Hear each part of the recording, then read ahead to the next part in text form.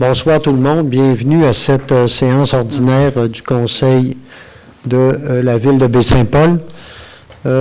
Donc, je vais tout de suite demander à M. Émilien Bouchard, greffier à la Ville, de nous faire la lecture de l'avis de convocation et de l'ordre du jour. Avis vous est par les présentes données par le sous-signé greffier de la municipalité qu'une séance ordinaire se tiendra le lundi 9 septembre à compter de 19h à l'endroit désigné, soit au 15 rue Forget de Baie-Saint-Paul.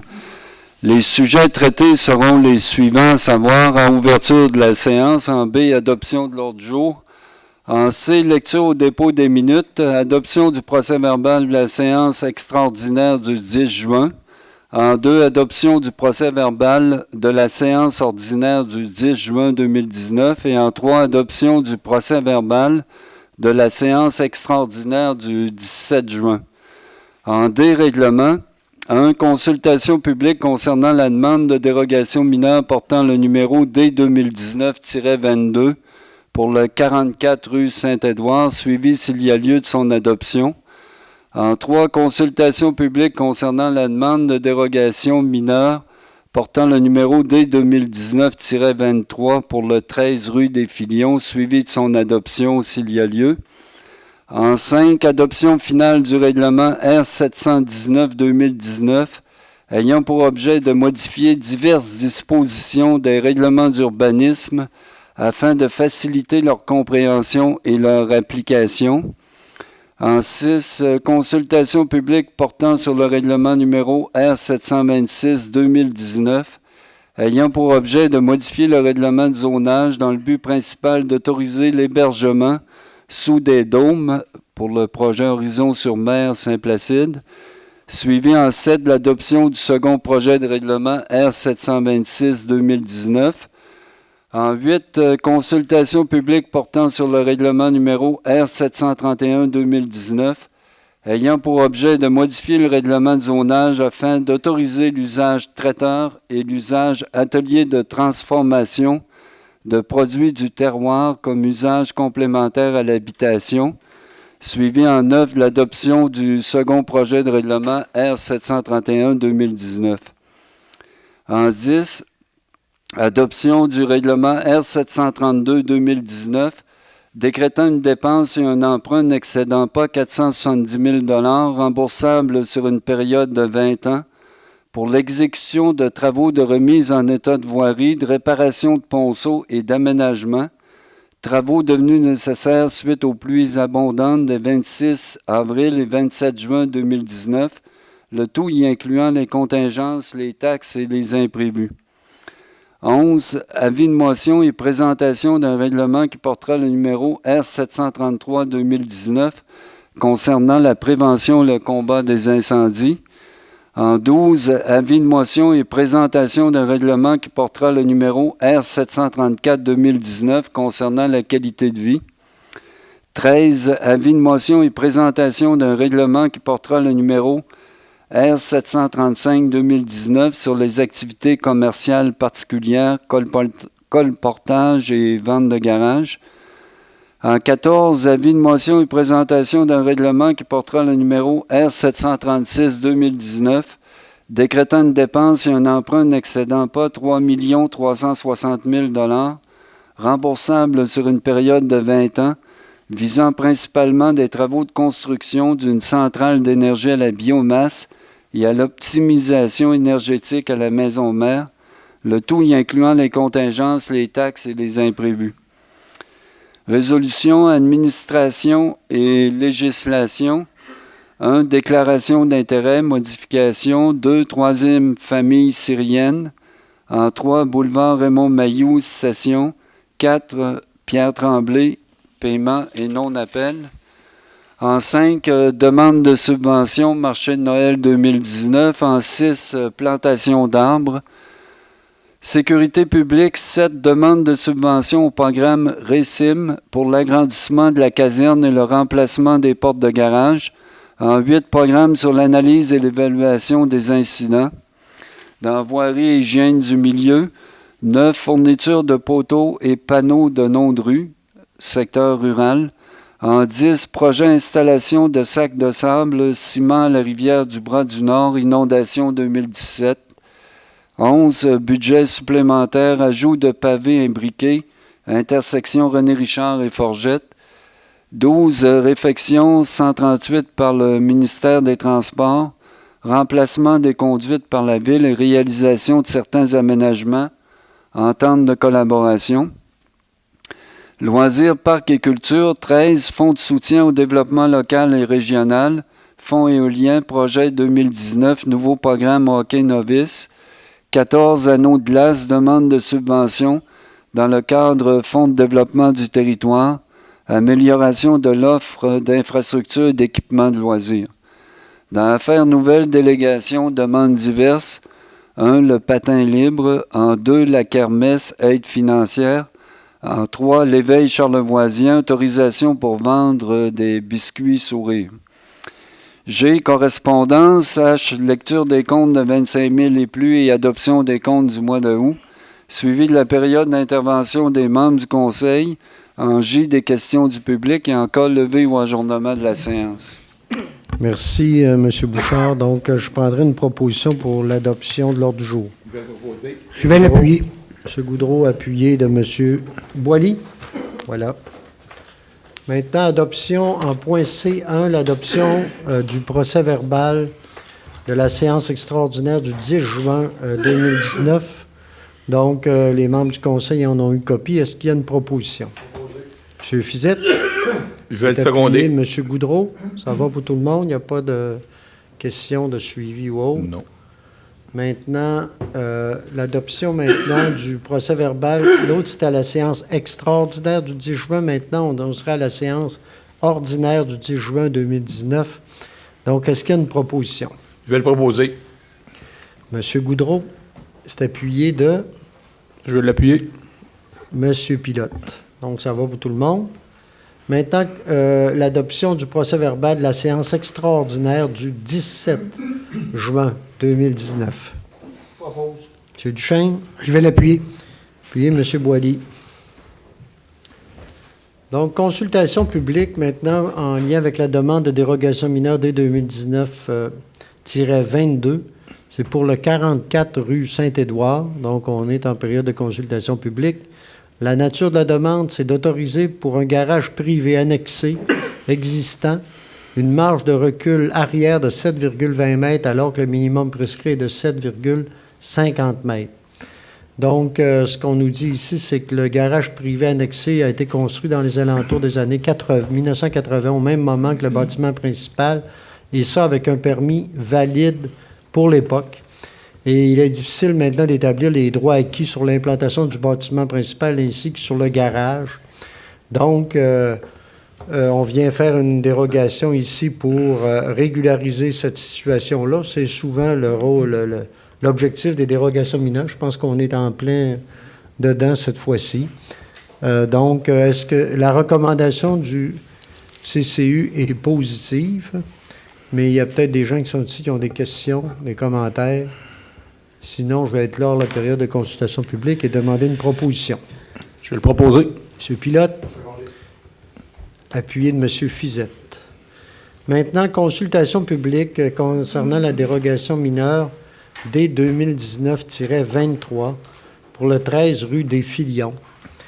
La nature de la dérogation, c'est en 2 volets, autorisé pour une marge de recul avant de 5,79 mètres pour le bâtiment principal et de 5,69 mètres pour l'abri d'auto annexé alors que le minimum prescrit est de 6 mètres.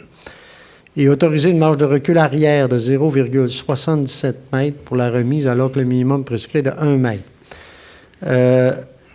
Ici, on parle encore de quelque chose qui a été fait autour des années 1985 en fait. Les distances à ce moment-là projetées ont été inscrites. C'était de 6 mètres, c'est conforme à l'époque, c'est toujours conforme aujourd'hui. Et encore là, il y avait un permis valide pour l'époque, mais c'est difficile, encore une fois, de retrouver. C'est la même situation que l'autre de tout à l'heure. Difficile de retrouver là, des questions de droit acquis ou quoi que ce soit là-dessus.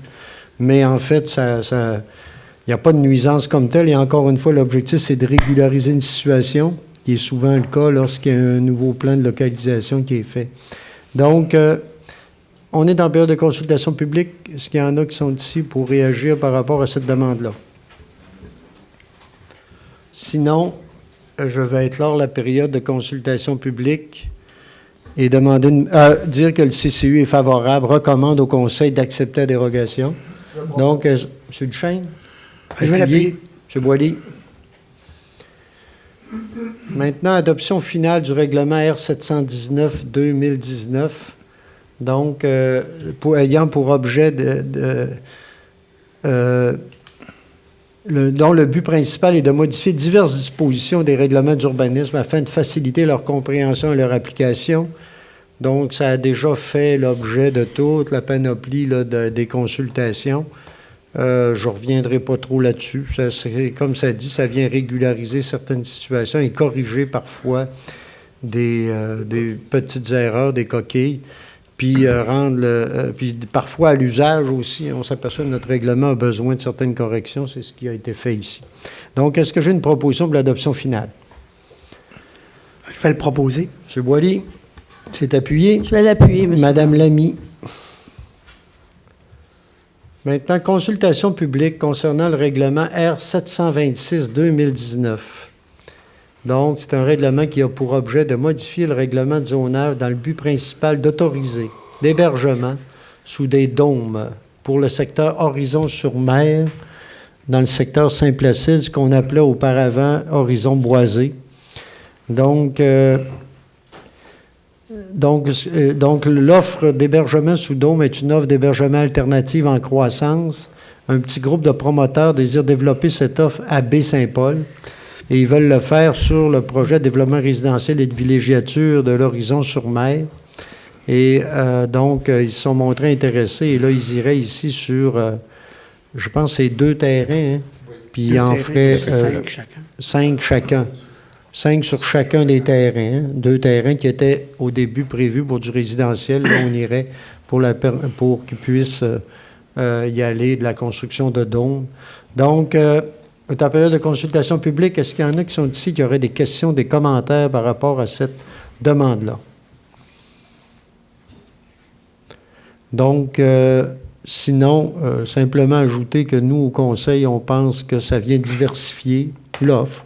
C'est une offre qui est une certaine demande pour ce type de choses-là. On semble avoir des promoteurs intéressants là-dessus. Donc, c'est ce qui fait là, qu'on avance. Quand même, c'est un petit projet, mais qu'on a décidé là, de prendre un certain risque avec ces personnes-là. Donc, est-ce qu'il y a une proposition? Je vais proposer, monsieur. Pour l'adoption du second projet, donc, Mme Lamy.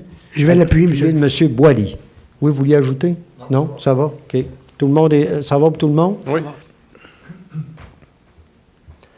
Maintenant, consultation publique pour avec le projet de règlement R731-2019 qui a pour objet de modifier le règlement de zonage afin d'autoriser l'usage traiteur et l'usage atelier de transformation de produits de terroir comme usage complémentaire à l'habitation. Donc, on avait eu une demande là-dessus. On est en période de consultation publique. On avait une demande en lien avec quelqu'un qui faisait dans le secteur, en secteur habitation, dans le secteur de la rue Leblanc, si je me souviens exactement, bien. C'est exactement. Qui faisait la demande pour pouvoir opérer le service de traiteur à même sa résidence. Ce qu'on s'est aperçu en cours de route, on sait qu'on a déjà ce type d'opération-là pour d'autres domaines, mais comme traiteur est déjà se fait à certains endroits. Là, finalement, c'est sous certaines conditions, on vient le permettre là, pour l'ensemble du périmètre urbain.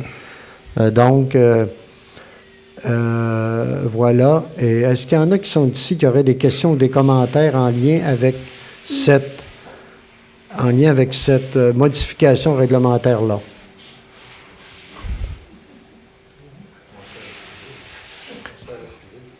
Ben oui, hein? OK, c'est l'aspirateur, OK. C'est rassurant malgré tout. Ça a envoyé un message. Sans équivoque, monsieur le maire. On aspire. Donc on aspire. Ouais, donc, ça va pour la consultation publique, ça va. Si je n'ai pas d'autres commentaires, je vais passer à une proposition Je le propose, monsieur le maire. Projet. M. Goudreau, appuyé de M. Fizette. Maintenant, adoption du règlement d'emprunt R732-2019, en lien avec les pluies qu'on a eues cette année, donc les plus abondantes des 26 avril et 27 juin.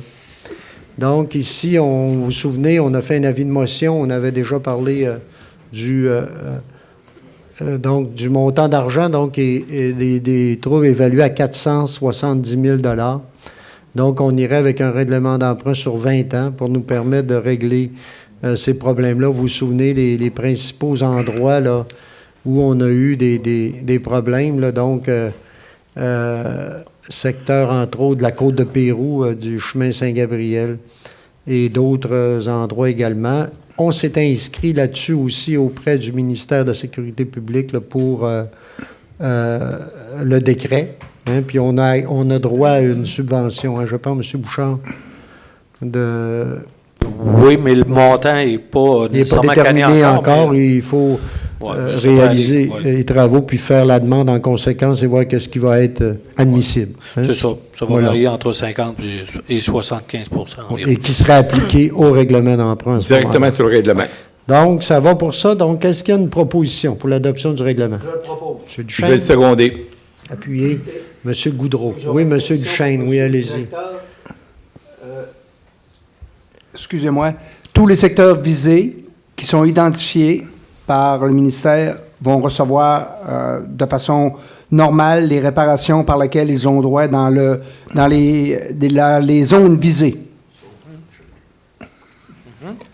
Là où on a prévu faire des travaux, on va les exécuter, oui. OK. Donc, ça va pour tout le monde là-dessus. Maintenant, avis de motion du règlement R733-2019, qui, en fait, concernant la prévention et le combat des incendies. Donc, en fait, vous savez, on a un nouveau schéma de couverture de risque en incendie. Il a été décidé également que le règlement de couverture incendie, maintenant, vous savez, on a un comité donc au sein de la MRC, donc on aurait sensiblement le même règlement pour l'ensemble des municipalités. Vous savez que le service d'incendie de la ville de Baie-Saint-Paul supervise l'ensemble des services également, vient en aide aussi à l'ensemble des services au niveau, entre autres, administratif. Qu'on a décidé aussi de distinguer le règlement d'incendie du règlement de qualité de vie, là, sur lequel on va tout à l'heure, on va présenter un avis de motion, en fait. Et donc, voilà, et le règlement de sécurité incendie là, précise plein de choses versus le schéma de couverture de risque, versus l'application, la prévention également, puis également, évidemment, très important ce règlement-là en lien avec toute la question des assureurs, à la fois pour la ville, mais aussi pour chacune là, des propriétaires là, de résidences, d'industrie ou de commerce de l'ensemble du territoire de la ville. Donc, est-ce qu'il y a quelqu'un qui présente l'avis de motion? Je vais le présenter. Monsieur Goudreau. Je vais l'appuyer. Non, c'est un avis de motion. Ça sera pour le projet de règlement. Dans un mois. Maintenant, l'avis de motion. Oui. Oui, M. Fizette, allez-y. Oui, pour la question, le projet de règlement, il sera... il est actuellement disponible pour les gens qui veulent le consulter, oui. Et puis, quand vous dites on verra ça au projet de règlement, ça veut dire que ça doit revenir ici à la table? Oui, c'est un avis de motion. En fait, l'avis de motion manifeste l'intention du Conseil d'en arriver à ça à une prochaine séance. Donc, normalement, nous, on va adopter le règlement en octobre à la séance ordinaire d'octobre. Ça va être à l'ordre du jour. C'est bon. Okay. Avec les gens qui ont besoin de le consulter. Qui veulent venir ici le consulter. Je sais, est-ce qu'il va être sur notre site? Oui. Internet aussi? Oui, puis si des gens ont des questions, on va se faire plaisir pourront de les guider poser. Pour leur proposer la bonne personne pour répondre à leurs questions. Merci. Donc, maintenant, avis de motion pour le règlement R734-2019 sur la qualité de vie. Donc, donc ici, on arrive à la version qui a été travaillée, comme je l'ai dit tout à l'heure. La qualité de vie, en fait, c'est tout ce qui touche la réglementation applicable, entre autres, par la Sûreté du Québec sur l'ensemble de nos plusieurs de nos règlements qui sont, en fait, sur l'ensemble du bon fonctionnement de la vie ensemble. Donc, à bien des niveaux, si on le résume rapidement. Et c'est un règlement qui a été travaillé au niveau de la MRC. La volonté, ce que la Sûreté du Québec nous disait, c'est qu'elle voulait le plus possible avoir un règlement unique pour l'ensemble des municipalités. Ce qu'on avait auparavant, on n'a pas changé de tant que ça. C'est ce qu'on avait déjà. Il est venu des modifications. Toute la question du nouveau règlement incendie a joué, mais également des demandes de certaines municipalités, entre autres en lien avec la question de la chasse, du tir des armes à feu, mais également la question des animaux, toute la question des animaux, de pouvoir permettre, entre autres à la SPCA, de pouvoir appliquer certains aspects du règlement. C'était pas auparavant, mais là, on vient de l'ajouter. Donc, c'était important. Puis en même temps, on en a profité, les alarmes, mais oui, on l'a modifié aussi là-dessus, c'est vrai. Mais en même temps, on en a profité, c'est ça, pour refaire entièrement le règlement. Et voilà. Je prendrais une proposition, une présentation d'avis de motion. Je vais le présenter. Monsieur Boily. Maintenant, puis pour la même chose pour ce règlement-là, de ce dont M. Fizette demandait tout à l'heure, la même chose, il peut être consulté n'importe quand par les gens, puis n'est-ce pas? Oui, OK, voilà. De là, la nuance, M. le maire, de bien clarifier auprès des citoyens et citoyennes un avis de motion versus un règlement. Une adoption de règlement. Une adoption de règlement. Oui.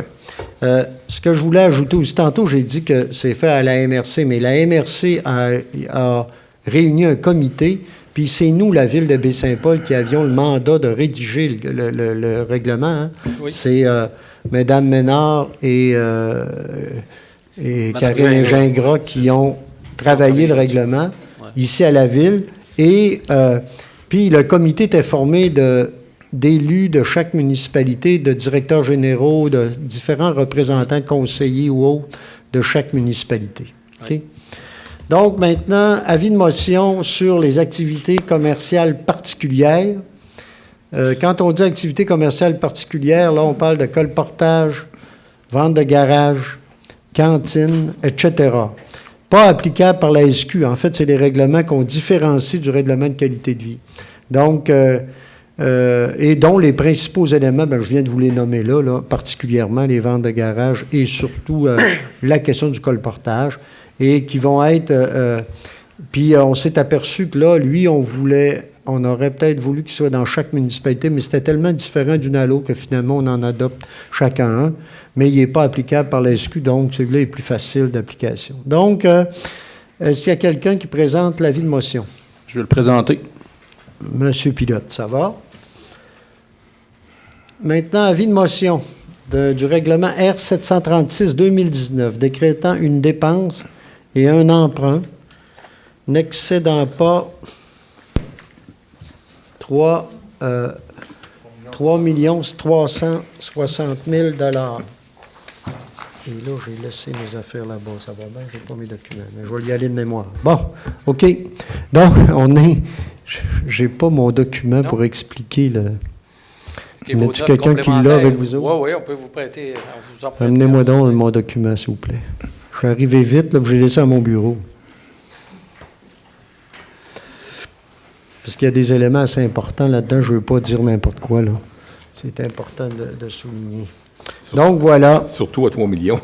Oui, quand même. Surtout à 3 millions, c'est un règlement décrétant une... Mais c'est parce qu'on l'étudiait avant, puis là, c'est arrivé rapidement.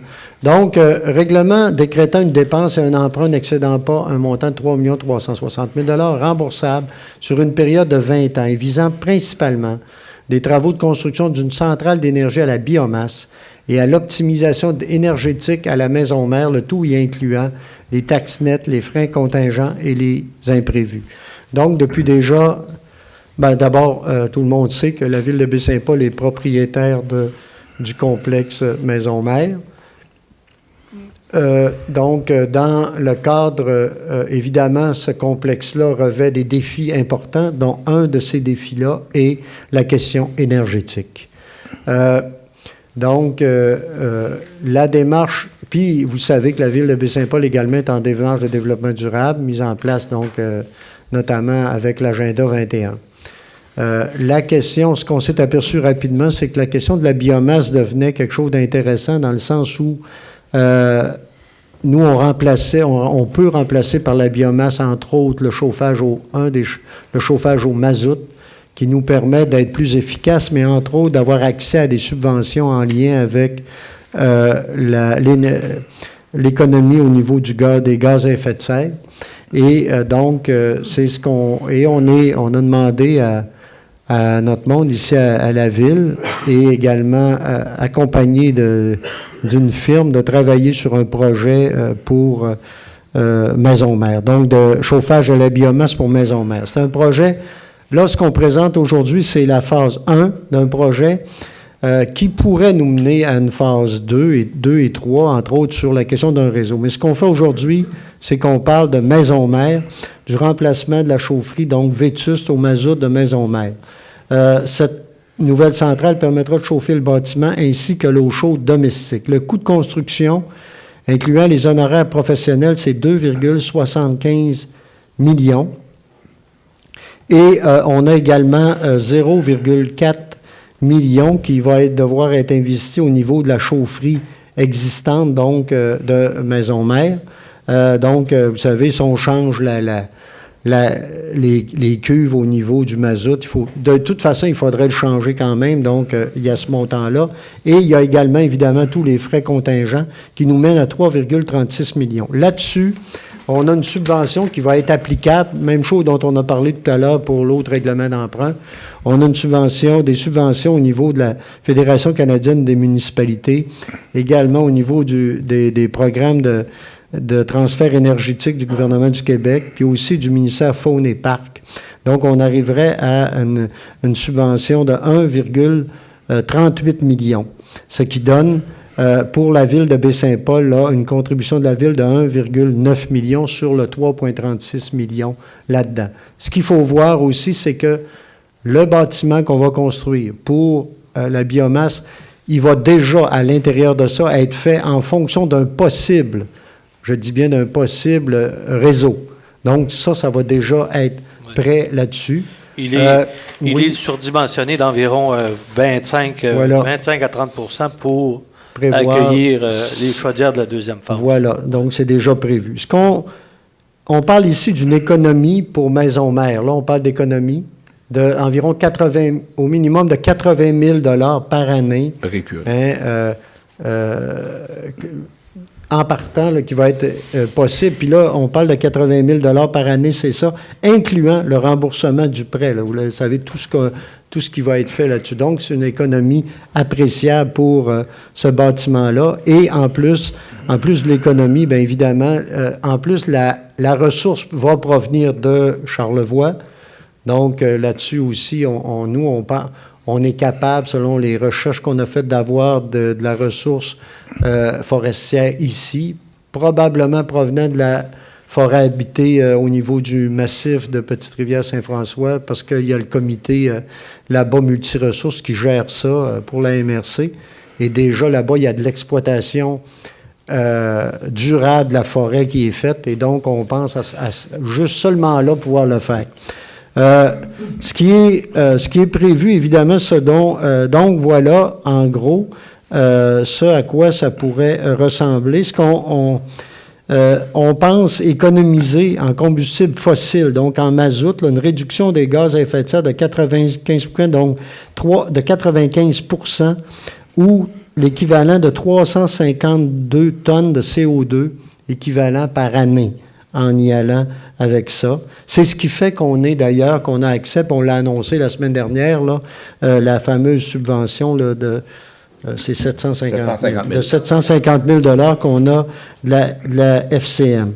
Donc, voilà. Puis quand va venir le temps, si on y arrive, parce qu'on a des ententes à faire avec certains bâtiments de Baie-Saint-Paul, si on en arrive au réseau, le réseau va nous permettre non seulement de faire des économies à maison-mère, mais ça pourrait nous permettre d'aller chercher certains profits également d'un projet comme celui-là, mais on continue de le travailler, puis on espère que différentes organisations, les différents services là, avec qui on est en discussion vont embarquer dans un projet comme celui-là qui peut être, nous on le pense, vraiment intéressant.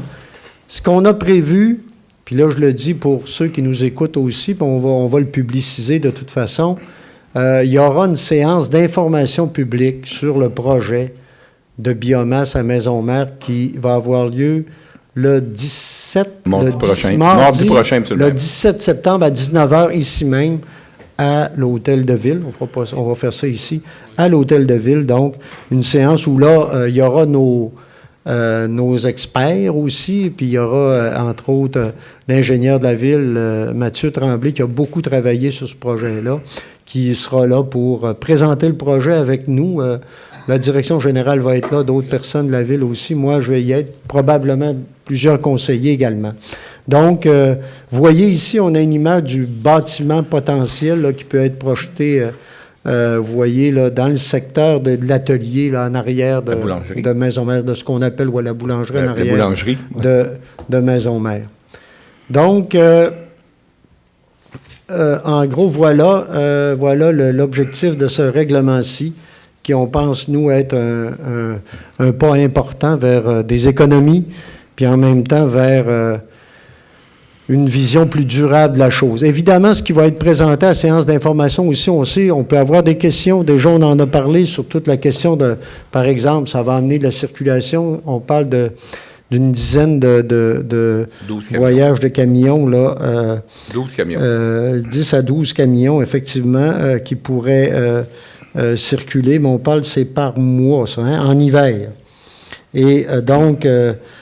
puis, on parle également, ça comme possibilité, évidemment, il y a toute la question aussi de certaines, au niveau de la fumée, de certaines émanations, on va avoir des réponses aussi là-dessus.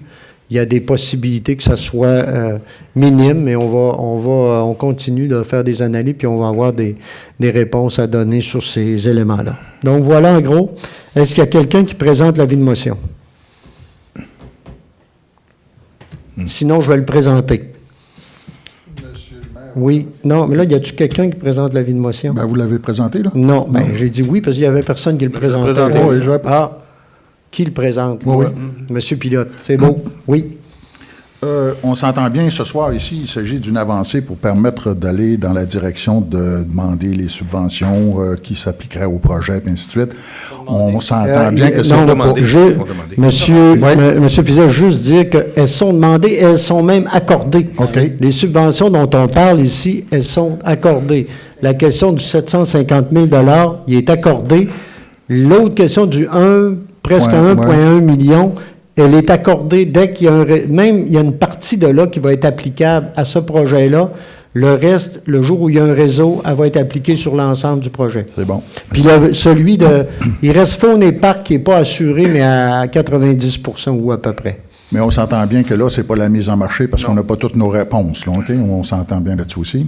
Non, on a toutes nos réponses pour les subventions. Non, c'est tel que je viens de vous le dire. Les subventions, oui, j'entends bien ça, là, mais il y a d'autres choses, là, comme vous parliez tout à l'heure, la question des fumées, la question des on va avoir les réponses mardi, pas de problème. C'est bon.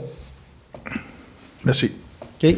Moi, comme monsieur le maire, par rapport à l'avis de motion, on a 3 ou 4 avis de motion ce soir. De là, la distinction de faire la différence entre un avis de motion et puis un projet de règlement.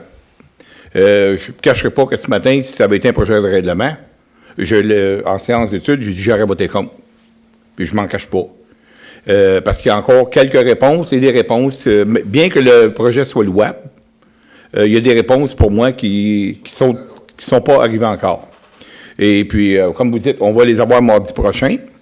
J'espère qu'on va les avoir. Et puis, les sceptiques seront confondus, mais en attendant, là, je peux dire une chose, que j'étais un des premiers à supporter le projet. Mais maintenant qu'on va aller en consultation publique, pour moi, d'aller mettre une grosse fournaise, là, un gros poêle au bois là, dans le centre-ville, ça me questionne. Ça me questionnait. Et puis, c'est drôle, mais c'est dans mon secteur. On travaille tout pour la ville, mais c'est mon secteur. Puis, je me suis fait interpeller.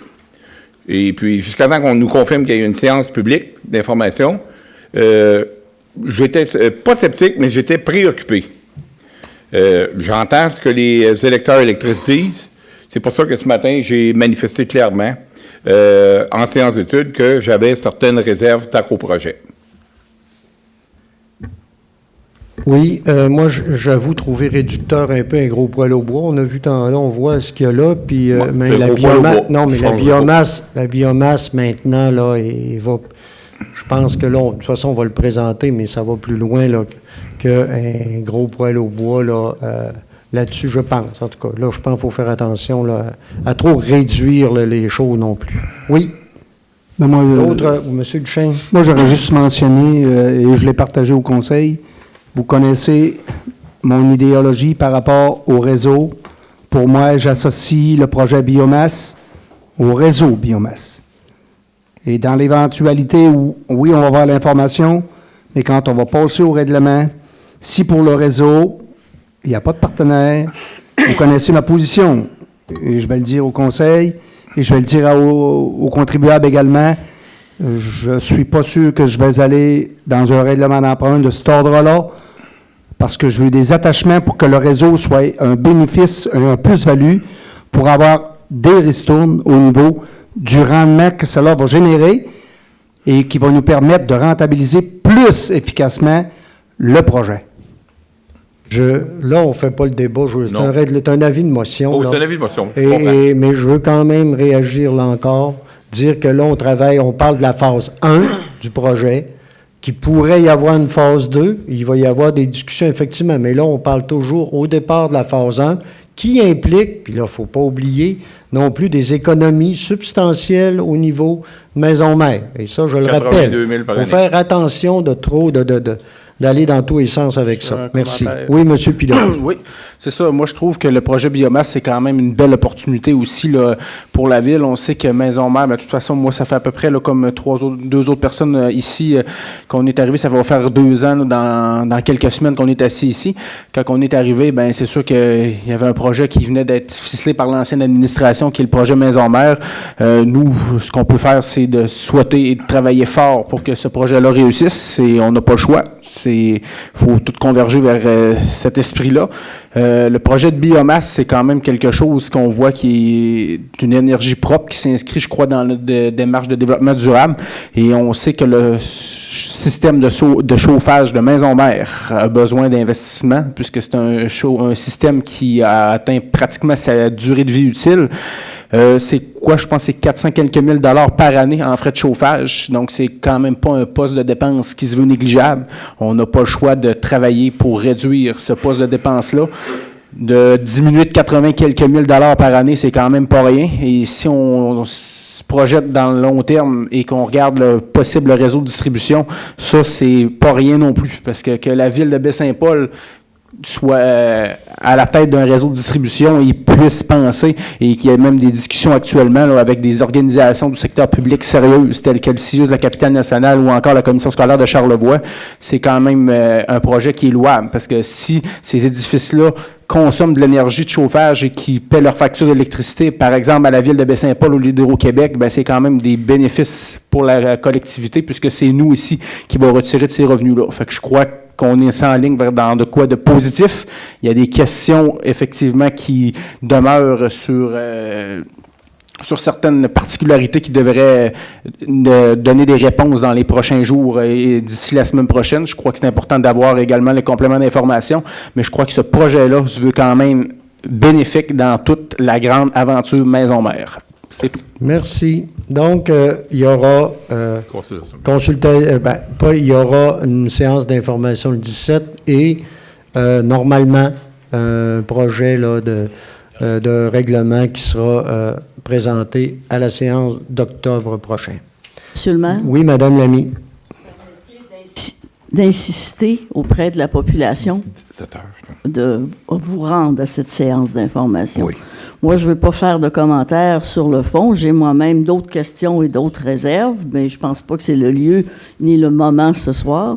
Mais je pense que ce qui est important, c'est que les citoyens et les citoyennes de Baie-Saint-Paul soient là pour à la fois être informés de ce projet-là et aussi pour poser leurs questions et leurs objections s'ils en ont, parce que c'est un projet conséquent qui engage l'avenir et qui engage aussi nos taxes, et donc qui concerne tout le monde. Alors moi, j'insiste, Monsieur le maire, vous l'avez dit, mais j'insiste sur l'importance pour les citoyens et citoyennes de venir à cette consultation, à cette séance d'information. J'insiste également, mais moi, je pense, oui, il y a des gens qui vont avoir des objections, mais je suis convaincu qu'il y a des gens qui vont venir nous dire que c'est bon, puis que ça vaut la peine. Maintenant, on est dans déclaration d'intérêt, modification, donc en E1. C'est moi qui dépose. Oui, c'est déposé par M. Goudreau. C'est moi qui dépose, M. le greffier. Oui. C'est beau. C'est déposé? Oui. OK. Je vais vous le remettre tantôt. OK.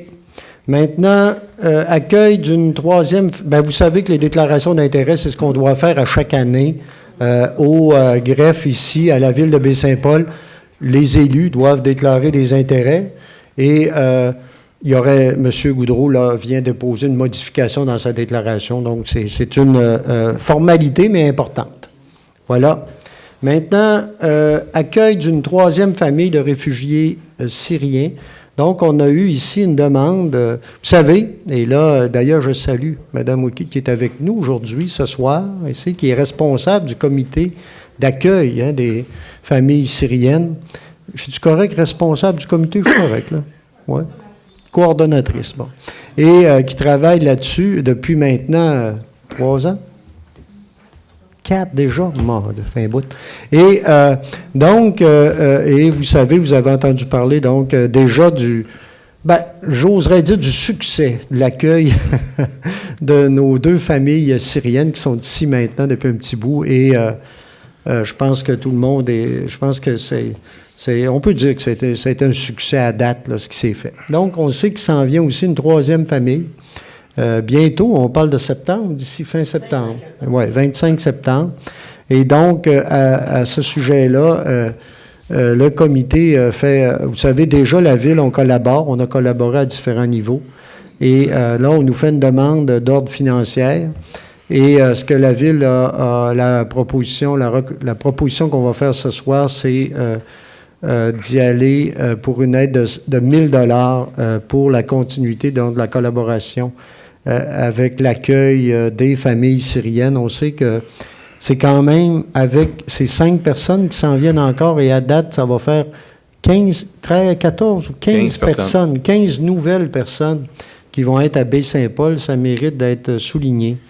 Et je pense que c'est important. Puis on parle ici d'un projet humanitaire, hein. C'est un projet humanitaire. Ces personnes-là sont dans des conditions là-bas. Imaginez la dernière famille qu'on accueille, là. Ça fait combien d'années qu'elle est en attente? Au moins 3 ans. Au moins 3 ans qu'ils attendent. Dans une situation assez précaire. C'est des situations très précaires. Et c'est important pour nous je pense, et moi je veux saluer le travail de l'équipe, tout le comité, là. Et je pense, en plus, cette famille-là va être parrainée. Je pense, Mme Lamy, vous êtes une des marraines? Ainsi que Mme... Vous êtes les 2 marraines de cette famille-là? Marraine, cette fois-là. Et donc, et c'est ça, la Ville irait là, pour un montant de 1 000 $. Évidemment, il y avait des demandes plus importantes. C'est suite à différentes discussions, c'est une décision qui est prise. Ce qu'on dit, nous, à la Ville aussi, il y a de l'aide technique qu'on peut peut-être donner. Il y a peut-être plein de choses auxquelles on peut participer, là, qui peuvent aussi aider à ce niveau-là. Mais on irait de cette manière-là cette fois-ci.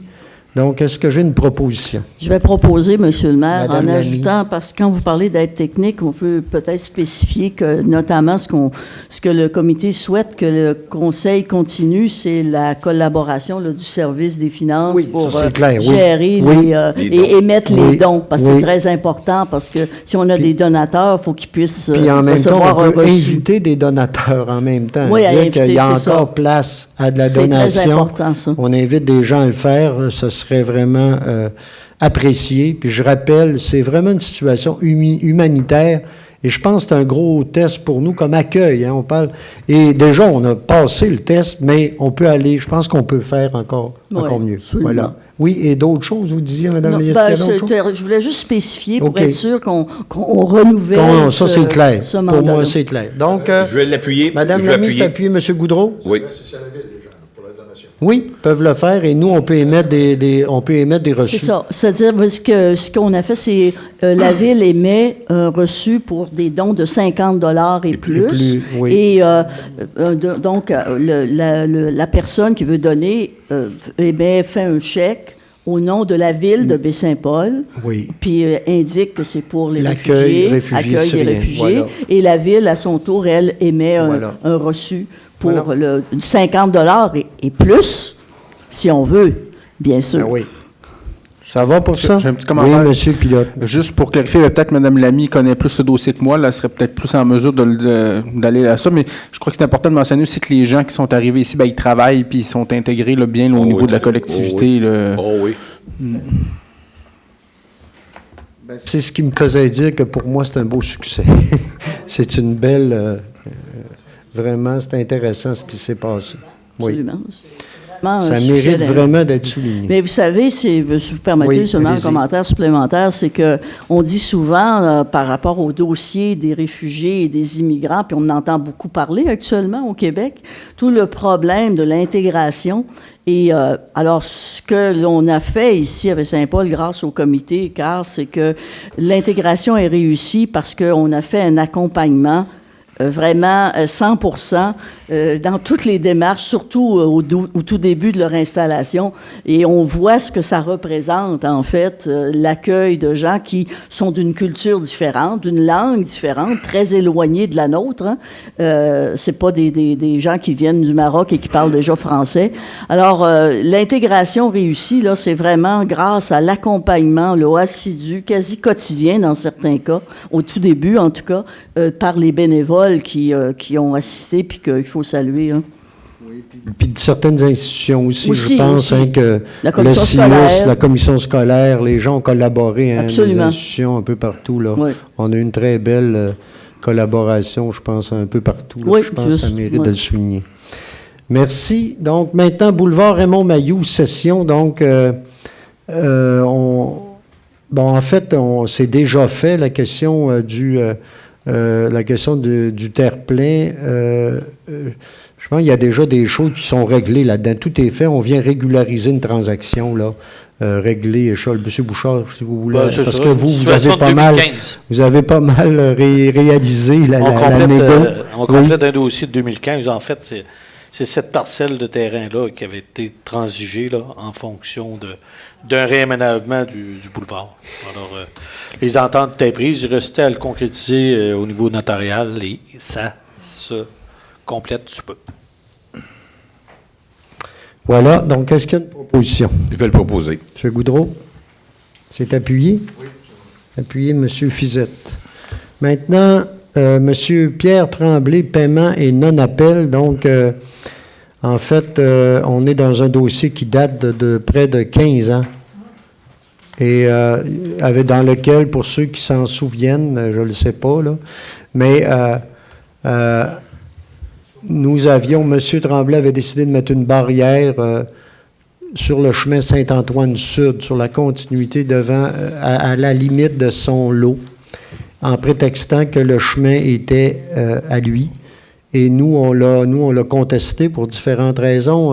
Les raisons principales étaient l'accès au départ des personnes qui vivaient de l'autre côté de ce chemin-là. La deuxième, c'est qu'il y avait déjà eu certains travaux qui avaient été faits sur cet espace-là. On prétextait aussi qu'il y avait l'accès aux autres personnes, puis nous, on avait un projet pour continuer le sentier transcanadien également. Par contre, M. Tremblay a démontré que c'était bien à lui. Ça, en tout cas, dans la cour, on nous a démontré que c'était bien à lui, mais nous, on a décidé de l'exproprier. Et finalement, on règle aujourd'hui le coût de l'expropriation. Donc, le chemin va être à nous maintenant. Mais pour, en fait, l'indemnité d'expropriation qui a été décrétée par un juge de la Cour d'expropriation. C'est tout ça, c'est en cour supérieure? C'est le tribunal d'expropriation. Ouais. Donc, c'est un tribunal administratif. Oui, c'est ça, mais qui saisit des causes. Sauf qu'il est décisionnel, et on aurait pu aller en appel le délai est passé, mais on avait déjà décidé, sauf pour certaines personnes qui vont le dire s'ils veulent, de ne pas aller en appel de ce jugement-là. Donc, l'indemnité serait de, si je regarde ça, 217 000... Hein? Non, 225 537 et 2 sous. 225 537 et 2 sous. Effectivement, voilà l'indemnité pour ce chemin-là. Par contre, ce qu'il faut voir, c'est que il y avait eu déjà de discussion pour une voie de contournement. Et elle nous aurait coûté plus cher que le 200, que ce qu'on a là. Je veux pas être... Je sais que c'est décevant. Mettons qu'on est toujours déçus des résultats. C'est rare qu'on ait été très heureux des résultats des tribunaux d'expropriation. Mais voilà, donc on doit, nous, qu'on va payer à même notre surplus, donc un montant de 225 000 et quelques dollars. Donc, est-ce qu'il y a une proposition pour appliquer le jugement d'expropriation? On n'a pas le choix, c'est la loi. Je vais le proposer. Je vais Boudreau, l'appuyer. il n'y a personne qui le fait. On ne le fait pas de gaieté de dans cœur. Pas du tout. gaieté de cœur, mais c'est comme ça. Alors, c'est vraiment pas de gaieté de cœur. Donc, voilà, ça va d'une proposition, ça va pour tout le monde. Mais moi, je vais demander le vote quand même. Hein? Monsieur Duchesne va demander le vote pour acquitter. Oui. Mais je rappelle que c'est une décision De la Cour. de la Cour qu'on doit faire. Mais voilà, vous demandez le vote, Monsieur Je Duchesne. l'ai toujours mentionné au Exprimez-vous. Conseil. Oui, je sais. Que j'étais en défaveur de ça. Je sais que les délais sont expirés également, mais je tiens à mentionner que dans ce dossier-là, M. Pierre Tremblay va avoir un plus-value de sa propriété parce que le chemin va scinder en deux sa terre et qu'il va pouvoir lotir ou construire des bâtiments de chacun des côtés. Et ça, pour moi, je pense qu'il aurait dû en être pris compte. Moi, j'aurais préféré aller en appel. Et je rappellerai que dans le jugement, là, il y a des demandes qui sont faites à M. Pierre Tremblay, dont il a des montants consentis, mais qu'il n'a pas l'obligation de mettre en application. Pour moi, je pense que j'aurais préféré, de par nos avocats, qu'on aille en appel.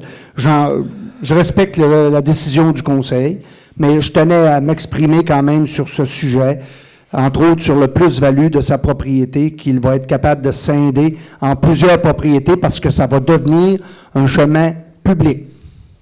Donc, voilà. Maintenant, est-ce que... Là, j'ai une proposition, une demande de vote. Quels sont ceux qui sont favorables à ce qu'on exécute le jugement, donc on paye la compensation? Pas trop le choix. Sont ceux qui sont contre? C'est adopté majorité. Ça va? Maintenant, demande de subvention, donc le marché de Noël. Donc, vous savez, cette année, le marché de Noël va avoir lieu. On parle ici... Donc, il va avoir lieu le 29, la fin de semaine 29, 30 novembre et 1er décembre et les fins de semaine du 6, 7 et 8 décembre, de 10h à 16h et là, les soirées, là, c'est de 18h à 21h. En fait, il y a plein d'activités, mais je vais les laisser faire la nomenclature de tout ça quand ils feront la présentation parce que la coordination du marché de Noël cette année va être faite par Réseau Charlevoix. En fait, en lien avec la COFEC encore, la COFEC existe, mais beaucoup en lien avec Réseau Charlevoix, qui organise des activités de Noël en lien avec le marché et le train. Mais pour nous, là, c'est important que l'activité de marché de Noël demeure. Donc, c'est une belle activité. Et ce qu'on a décidé ce matin, c'est qu'on irait pour les demandes qu'il y a là, mais on irait à 20 000 en argent, plus... Et les autres demandes là, qui nous sont faites à ce niveau-là. Donc, est-ce qu'il y a une proposition? Je vais le proposer. Monsieur Goudreau, est-ce que c'est appuyé? Moi, je vais l'appuyer. Et M. Duchesne? Tout en mentionnant que je pense que c'était toujours dans la mentalité du Conseil. On avait deux activités qui se tenaient en automne et une principalement en hiver. Et comme Rêve d'automne n'est pas revenu depuis 2 ans, il était de la prérogative du Conseil, je crois, que de garder au moins une activité de cet ordre-là, qui est importante quand même pour les gens de notre communauté et des visiteurs qui viennent dans Charlevoix et particulièrement à Baie-Saint-Paul. Donc, c'est une intervention, je pense, des membres du Conseil pour soutenir les activités et les infrastructures locales, entre autres. Et ça devient un événement intéressant en lien avec Réseau qui peut organiser des activités de train, qui peut le vendre autour de ça. Donc, ça devient une belle activité, effectivement. Puis, ce qu'on peut ajouter, c'est qu'on avait, nous, dit, oui, nous, on est prêts, mais on ne veut pas assumer la coordination. On veut que la coordination, on voulait qu'il y ait une organisation à quelque part qui se présente pour le faire. On en a une. Donc là, je pense que c'est important de collaborer. Pour ce qui est de la deuxième activité dont vous parliez, M. Duchesne, là, je veux pas... là, on parle du marché de Noël, mais simplement dire que déjà, là, moi, j'ai pu voir certains croquis d'un prochain événement qui pourrait remplacer Rêve d'automne. Il y a déjà des choses là, qui vont bientôt être présentées au milieu, qui pourraient être un autre événement, mais il y a déjà des choses là, qui vont nous arriver bientôt. OK? Ça va pour ça. Maintenant, plantation. Monsieur le maire, oui, monsieur Boily. C'est vrai, vous êtes à COFEC, vous? Oui, à COFEC, effectivement. Oui. Mais une question purement technique. Le montant qu'on a alloué, c'est combien déjà? Hein? 20 000. 20 000, OK. Il était prévu au budget, monsieur le maire. Oui. C'est beau? Parfait, merci. Oui. Monsieur Fizette. Oui, bien que moi, je suis favorable également. Par ailleurs, je veux faire part de mon étonnement au fait qu'on puisse se permettre pour une telle activité un investissement de 20 000 alors que, bien sûr, que c'était prévu au budget, et puis qu'on soit frileux à investir pour recevoir des réfugiés chez nous, alors qu'ils demandaient 5 000 pour on n'accorde que 1 000. Alors, je voulais juste signifier que ce type d'étonnement-là, je pense qu'il va falloir qu'un jour, on puisse se re-questionner sur les investissements qu'on veut faire. Parce qu'on sait que nous autres, on veut des jeunes familles, on veut des entreprises chez nous. Donc, il faut quand même prévoir des démarches en conséquence, puis des investissements en conséquence. Merci. Mais le marché de Noël va être une belle activité d'intégration. Monsieur Fortin, Monsieur Fortin, vous me permettrez de dire qu'à titre de précision, ces débats-là, on les a faits entre nous de façon conviviale, chaleureuse, et en étant respectueux des uns des autres. Moi, je pense que d'amener un parallèle de cet ordre-là à la table ici est peu approprié pour ma part. C'est bon. Maintenant, donc voilà, pour ce qui est du marché de Noël, ça va. Maintenant, on sera au point E6, qui est la plantation d'arbres. Donc, dans le cadre de notre plan de réduction de gaz à effet de serre, l'action de compenser les gaz à effet de serre produits par les élus pour les séances d'études et publiques, ça, c'est une idée qui a été amenée par Mme Lamy. Donc, pour ce faire, il faut planter un arbre moyen par année. Donc, c'est une belle idée, mais ça va prendre du temps avant de paraître. Donc, on va prendre l'avance pour les 40 prochaines Donc, on prendrait de l'avance, voilà. Il y a une évaluation de la santé des arbres de l'allée. En fait, pour prendre de l'avance, c'est qu'on est, on est à évaluer la santé des arbres de ce qu'on appelle le chemin des Sœurs. Hein.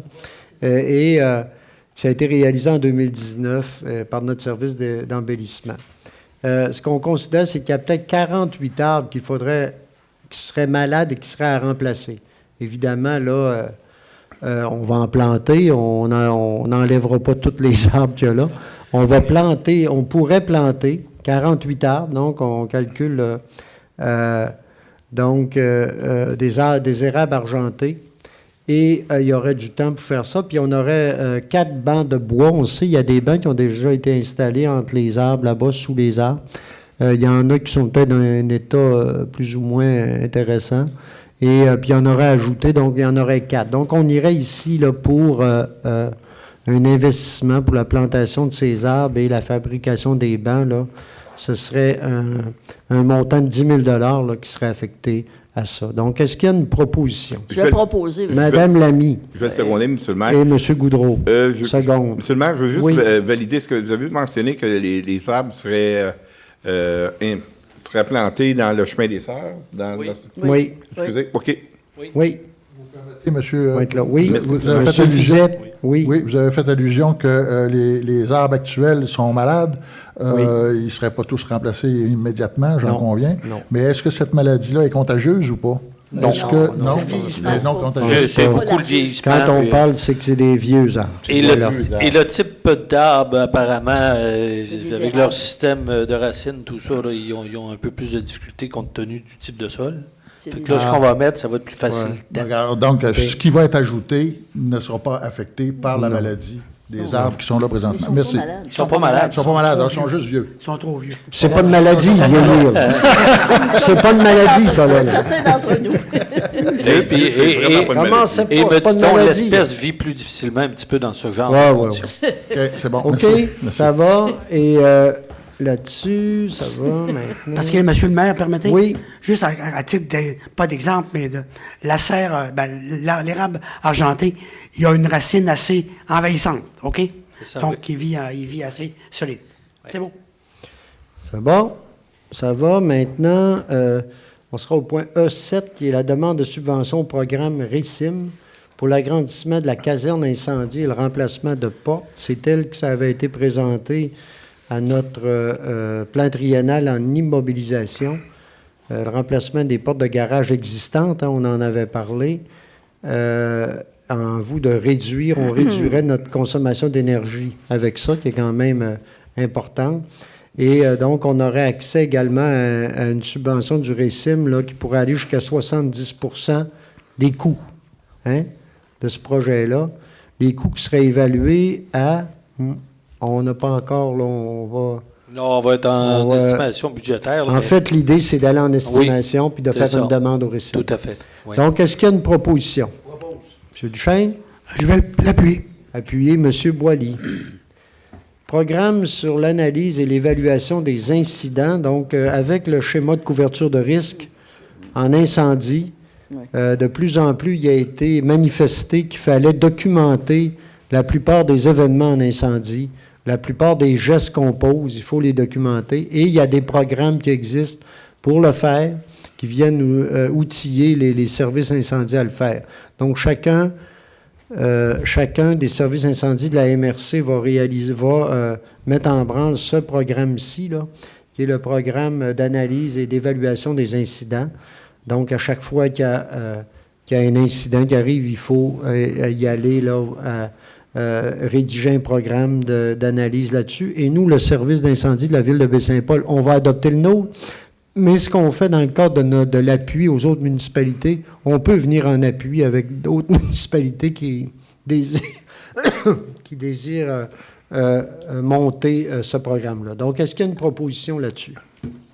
Je vais le proposer. Monsieur Goudreau, c'est appuyé. Je vais l'appuyer. M. Boily. Fourniture de poteaux et panneaux de rue secteur rural. Donc, on est à notre, je pense, c'est troisième étape. La phase finale. Phase finale. Vous savez, on a commencé à changer tous nos plaques de nomination des rues et chemins de la municipalité. Et là, on irait du côté plus rural là-dessus, là, et on irait ici avec notre fournisseur qui est Larouche Lettrage et Gravure, un prix de 24 369,44 $. Donc, voilà. Et là, avec ça, on viendrait, d'après ce qu'on voit, le compléter, c'est 72 poteaux, 94 panneaux, et bon, puis des guédis avec ça, là.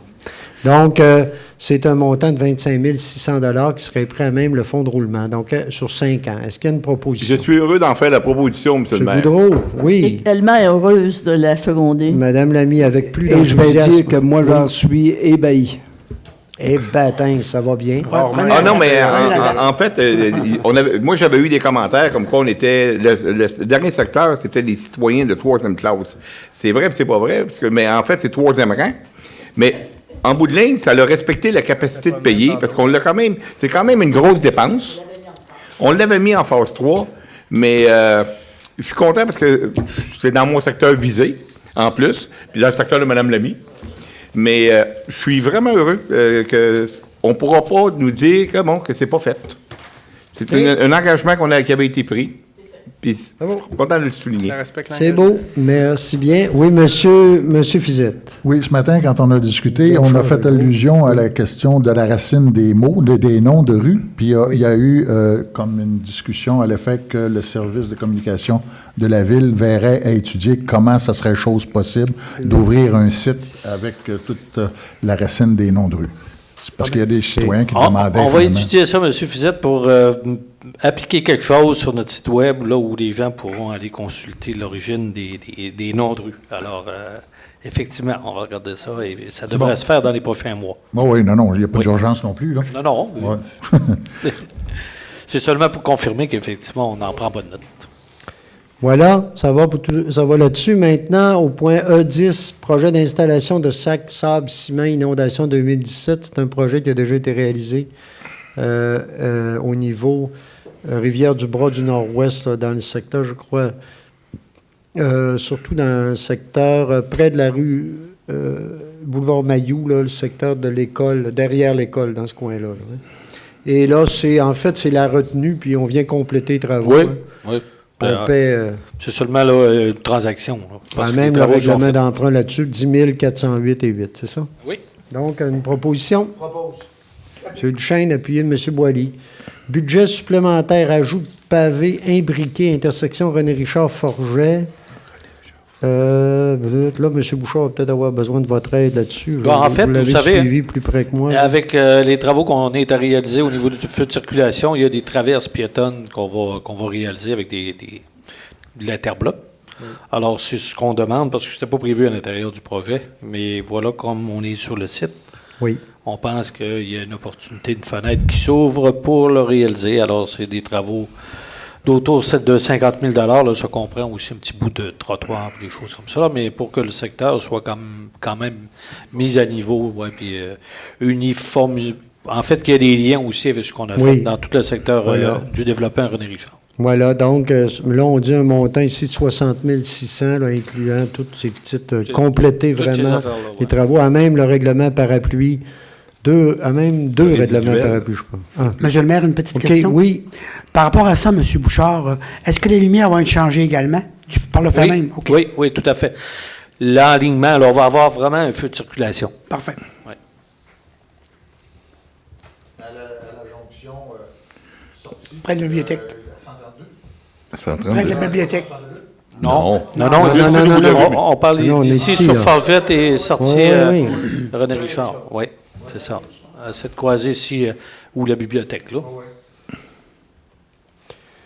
Donc, maintenant, on arrive à E12, réfection 138 par le... Il manquerait un proposeur, M. le maire. Ah, j'ai pas eu de proposeur là-dessus. Je vais le proposer, M. le maire. M. Goudreau, est-ce que c'est appuyé? Je vais l'appuyer. Appuyer, M. Boily, excusez-moi. OK. Oui.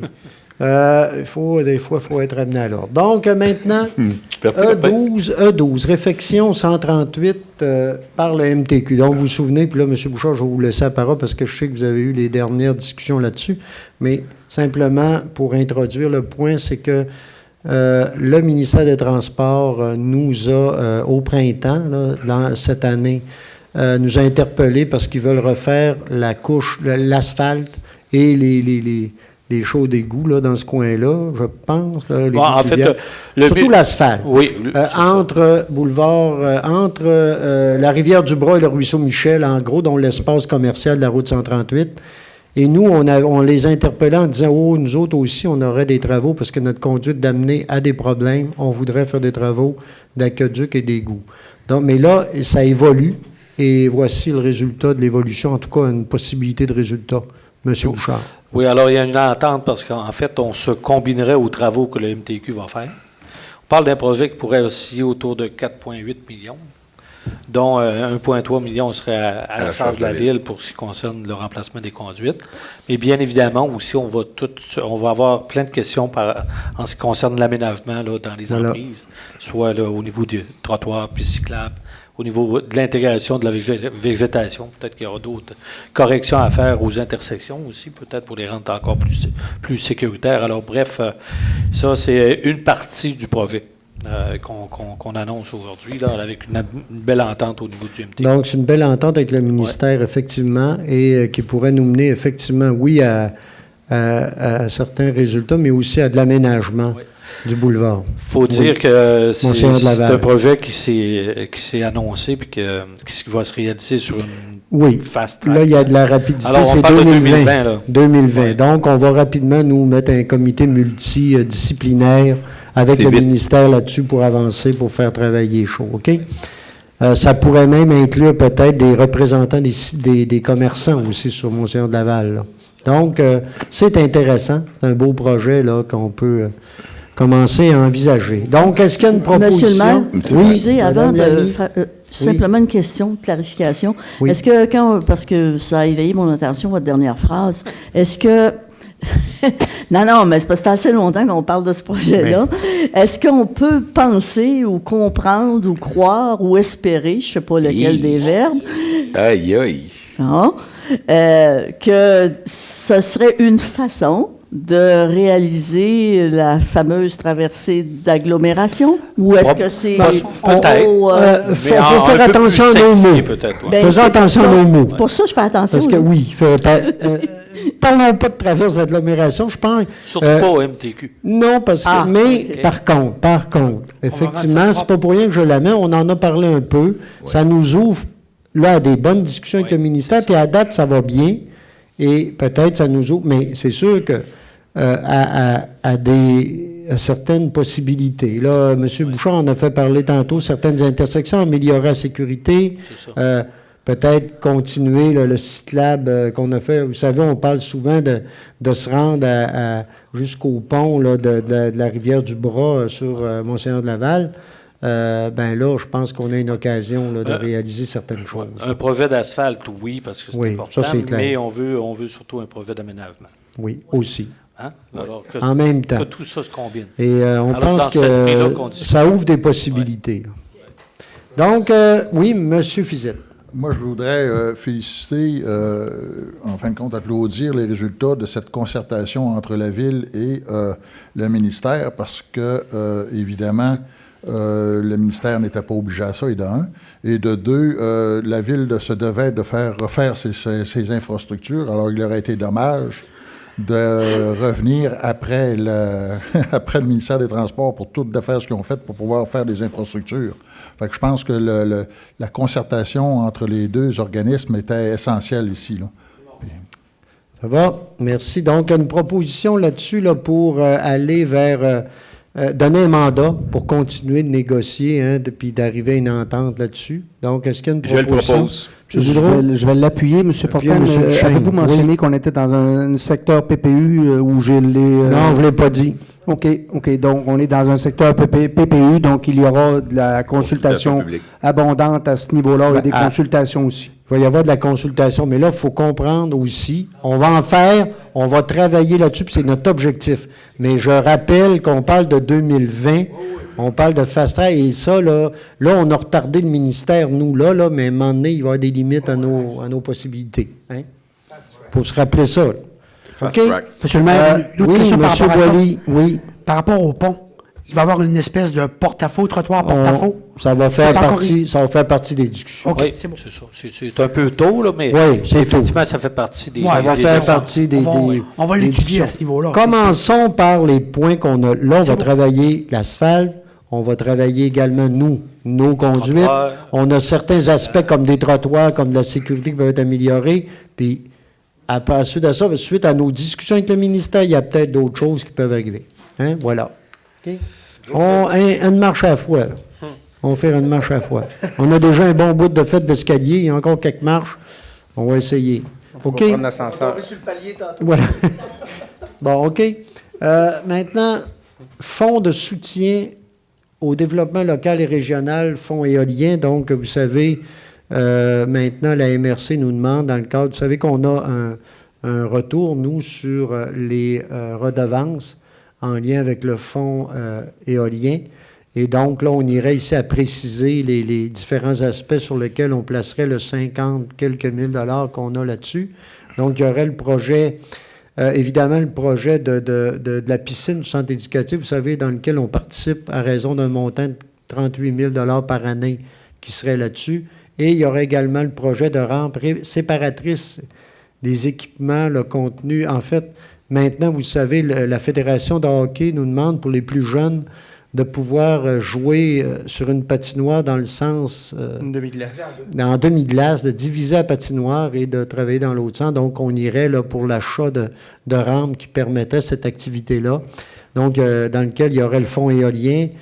Il y aurait une subvention du FRIL qui est demandée, puis il y aurait également une contribution là, de l'Association du hockey mineur de Charlevoix-Ouest pour 2000. C'est un projet global, tout inclus, la piscine plus ça de 57 115 $. Ce qu'on demande au fonds éolien, c'est 53 315 $. Donc, ici, il y a une proposition. Je secondé. Donc, M. Duchesne appuyé de M. Pilote. Puis il y a aussi, juste pour ajouter... Et si jamais on réussit à le faire à moins cher, on va le faire dans d'autres équipements. En tout cas, tant mieux, si on réussit moins cher. À la demande du directeur du service loisir. Ouais. Si on peut le faire à temps. Oui. OK. C'est ça. Si OK. je me trompe. Oui. Si je ne me trompe pas aussi, là, il y avait un abreuvoir aussi là, qui serait là, installé du côté du centre éducatif Saint-Aubin à l'extérieur. Il y avait, c'est là-dedans aussi. Oui, c'est ça qui avait été présenté. Ça, c'est toujours aussi dans la démarche Agenda 21 sur les terrains extérieurs d'apporter les gourdes d'eau et de remplir leurs gourdes d'eau. Vous avez raison, M. Pilote, c'était un petit point que j'avais oublié. Vous avez raison. Voilà. Maintenant. Donc, ça va pour tout le monde là-dessus? Oui. Maintenant, on appelle anneau de glace, c'est plus un sentier de glace.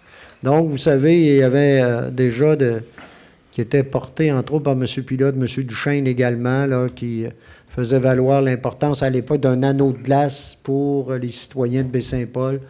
On a regardé dans quel secteur ça pourrait être, et là, on arriverait avec un sentier qui pourrait être dans le secteur du centre éducatif Saint-Aubin, dans le Boisé, là-bas, si je ne me trompe pas. Et donc, on parle ici d'un montant.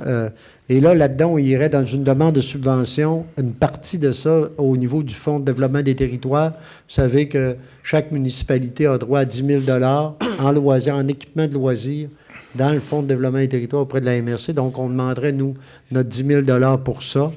Par contre, c'est un projet de 75 000 $.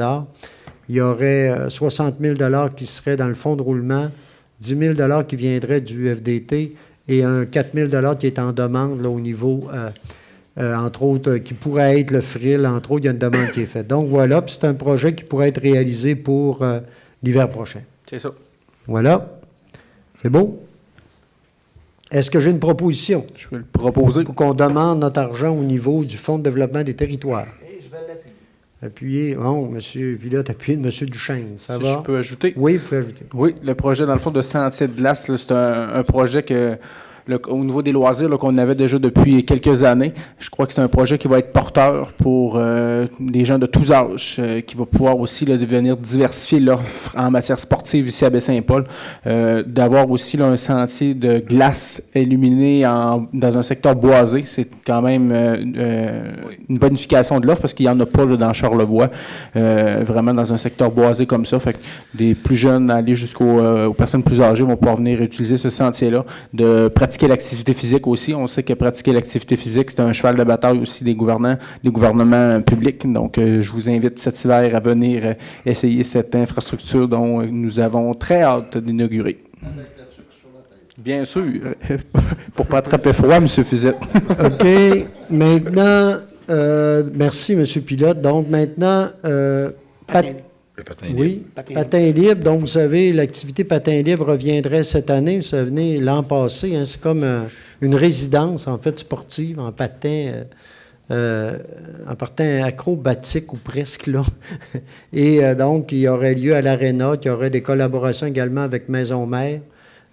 Donc, ici, nous, on irait, là, l'activité aurait lieu en octobre. Et donc, sur 2 semaines.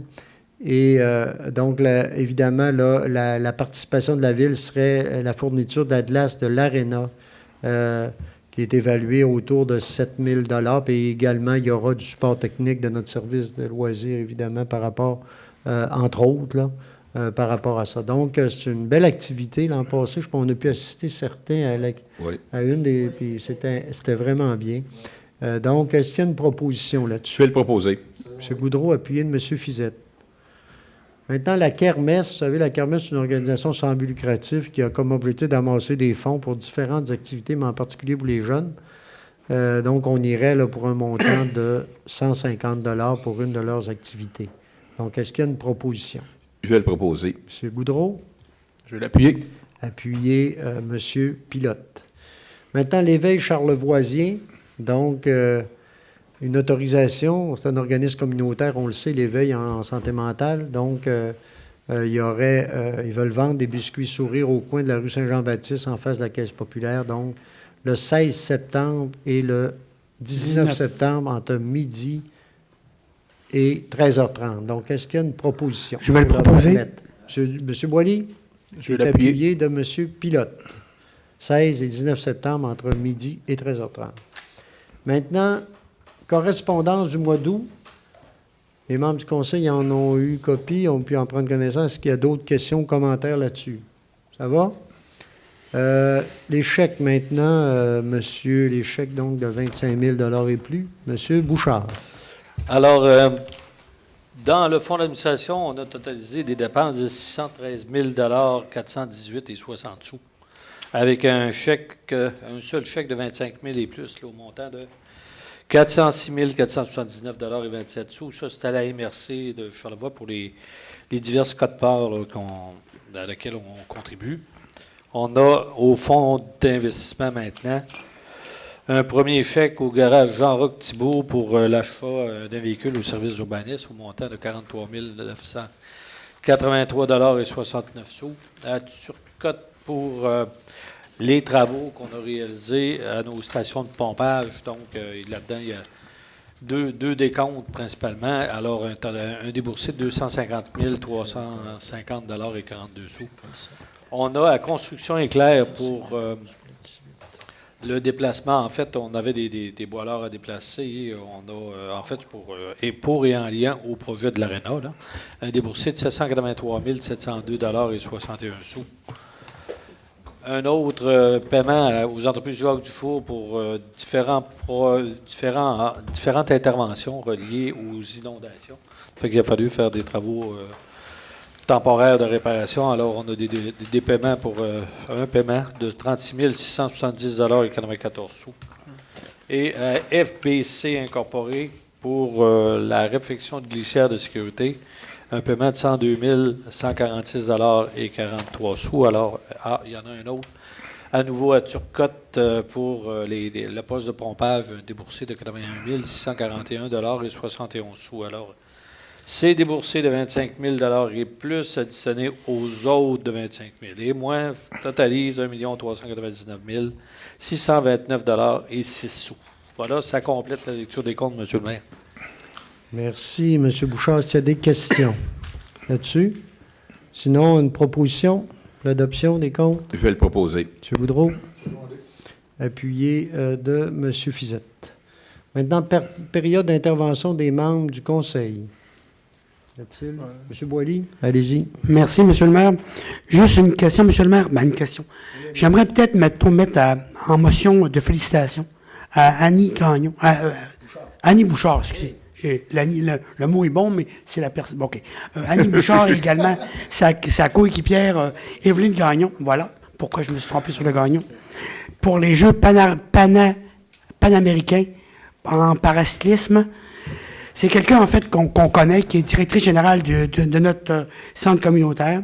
Puis elle a gagné, en fin de compte, 3 médailles, donc 2 d'argent puis 1 d'or.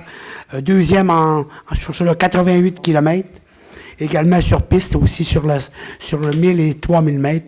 Donc, je trouve que ça vaut la peine d'en parler. C'est assez intéressant et important pour elle et pour nous aussi. Puis, en fait, c'est le couronnement d'efforts et d'intensité, puis surtout du cœur au ventre comme elle l'a. C'est normal qu'on en puisse en parler de façon assez ouverte. Également aussi calculer que c'est 7 ans d'entraînement, puis 3 ans en collaboration avec sa coéquipière. Ouais. Donc, pour moi, ça serait une motion de félicitations que j'aimerais inscrire au procès verbal. Puis, nécessairement, autour d'elle, il y a une grosse machine. Ça va de soi qu'elle n'est pas toute seule. Mais il en reste pour moi que ses mécanos, ses physios et son hygiénisme mental, c'est très intéressant et important pour ce groupe-là. C'est à Lima. On s'en reparlera, mais dans les cas de Mme Bouchard et Mme Gagnon, je pense qu'on va s'en reparler sur la possibilité de tenir une activité ici à la ville pour souligner ça. Ça serait très intéressant. On va s'en reparler. Ouais. Oui, OK. Oui. Merci. Oui. Très brillant. Oui. Voilà, pour moi. Merci.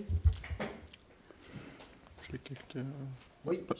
Pilote. Donc, je prends juste quelques instants pour, dans le fond, remercier les gens du club de pétanque.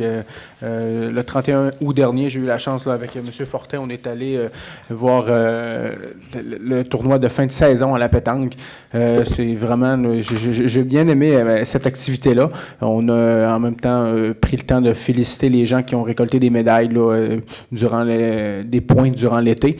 Je vous félicite, je vous invite à continuer aussi de demeurer actifs. Ça, pour certains, c'est un loisir aussi, là, plusieurs soirs par semaine. On sait que c'est en demeurant actif comme ça là, qu'on s'éloigne de la maladie. Donc, je vous invite à continuer vos saines habitudes de vie comme ça et à participer dans la collectivité. Oui, d'autres? Madame Lamy? Ce soir, je suis à la fois contente et à la fois déçue. Je suis heureuse que le Conseil ait voté soutien de 1 000 $ et renouvelé aussi son soutien pour l'émission de reçus de dons de charité.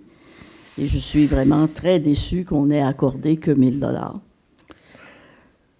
Comme vous le savez, on l'a évoqué tantôt, mais je vais le reprendre pour au cas où des gens n'auraient pas entendu. Comme vous le savez, ça fait déjà 2 ans que nous avons reçu 2 familles syriennes, que nous avons conseillé, accompagné. Nous avons donc reçu 10 personnes qui sont en train de réussir, Monsieur le maire y a fait allusion tout à l'heure, de réussir leur intégration à notre milieu. Les enfants, qui sont au nombre de 6, fréquentent nos écoles et les parents, les 4 adultes, travaillent dans des entreprises locales. Ce sont donc des gens qui contribuent à la vie économique, déjà, après 2 ans, à la vie économique et sociale de notre communauté. Ce ne sont pas des parasites. Si cette intégration se réalise avec succès, c'est que nous le devons d'abord à la collaboration de tous les bénévoles qui se sont associés au comité d'accueil des réfugiés, qu'on appelle le CAR, aussi aux organismes, par exemple, comme l'hôpital, le CLSC, la commission scolaire, tout le personnel des organismes publics, en plus des bénévoles, ont fait, je pense, un magnifique travail d'accueil. Je pense que c'est important de le souligner. Et ce sont tous ceux qui ont contribué à cette intégration, sont tous des citoyens et des citoyennes de Baie-Saint-Paul. Et je veux revenir sur la contribution du comité d'accueil parce que l'intégration, je le mentionnais tantôt, pour ceux qui comprennent peut-être pas ce que ça signifie, c'est pas juste de leur dire bonjour quand ils arrivent, c'est les accompagner pour régler toute la bureaucratie gouvernementale, les cartes d'assurance maladie, ouvrir un compte à la caisse. Faut pas oublier que ces personnes-là, par leur affiliation culturelle, ce sont des Arabes, des Syriens, qui sont évidemment dans une culture très différente de la nôtre. Il y a l'obstacle de la langue, mais il y a aussi tout un contexte social qui est fort différent et qui nécessite donc un accompagnement très suivi, même dans les plus petites choses, jusqu'à ce qu'ils puissent en fait voler de leurs propres ailes. Et je pense que la ville de Baie-Saint-Paul, et je veux le signaler, je l'ai signalé tantôt, a aidé à appuyer cette démarche d'accueil par justement les services de la trésorerie qui a émis des reçus de charité et qui a aussi nous a aidé à gérer notre petit trésor de guerre, si on peut dire. Petit trésor de guerre qui actuellement a besoin d'être engraissé parce qu'on a calculé que pour l'accueil d'une famille dans 1 an, pour la première année, en tout cas avant que les revenus augmentent et puis qu'ils se mettent au travail, c'est une vingtaine de mille de dollars. 20 000 $. Nous en avons actuellement en caisse 10 000. Donc, je fais appel à votre générosité, j'en profite. Par contre, là où je suis très triste, c'est parce que je trouve que 1 000 $, c'est un effort insuffisant de la part du conseil de la ville. Insuffisant, je ne ferai pas de comparaison, mais déjà ce soir, hein, on a fait On appuie le marché de Noël, c'est très bien. Il y a plein de choses qu'on appuie. Puis, aussi, on donne quand même généreusement aussi, peut-être qu'on pourrait donner plus pour nos familles qui sont dans le besoin. Mais j'ai fait un petit calcul rapide. J'ai regardé, par exemple, dans la liste de nos subventions au budget de l'année dernière, pour les services à proprement parler qui s'adressent à nos familles démunies, j'en ai compté à peu près 25 000 $, comme ça, rapidement. Il y a aussi tout l'effort que le Conseil fait, et donc on fait des efforts pour nos démunis, contrairement à ce que certains pensent. Il y a tout le logement social, qui est appuyé, je pense, aux 5 clochers, où on a quand même mis plusieurs millions de dollars. Tout le soutien au logement social à Baie-Saint-Paul, il y en a beaucoup. Je vous fais grâce des chiffres, et puis je trouve que c'est très bien, puis peut-être qu'on pourrait faire plus. Mais je comprends difficilement qu'on ne puisse pas, comme conseil, considérer qu'ici, nous avons affaire à une œuvre humanitaire qui nécessite aussi un appui important. Vous savez, les réfugiés, c'est pas de gaieté de cœur qu'ils mettent, comme on dit, comme le disait un poème de CBC, Radio-Canada, qu'ils mettent leurs enfants dans des bateaux. Pourquoi? Parce que l'eau est plus sécuritaire que la terre pour beaucoup d'entre eux. Et souvent, ils y trouvent tous la mort, d'ailleurs, beaucoup d'entre eux. Alors, moi, je pense que devant cette catastrophe humanitaire, je trouve que notre petit 1 000 $, c'est bien, mais j'aurais souhaité, moi, que ce soit beaucoup plus. Merci, Mme Lamy. D'autres commentaires? M. Fizette? Pour aller dans le sens de Mme Lamy, ce qu'il faut surtout comprendre quand il arrive des réfugiés dans un patelin comme le nôtre, c'est qu'on fait face au phénomène de la migration. Dans le phénomène de la migration, vous avez l'émigration, puis vous avez l'immigration. Dans l'émigration, c'est que la personne apprend à faire son deuil de tous les schémas qui ont contribué à son développement pour s'en venir dans un milieu où les schémas sont totalement différents.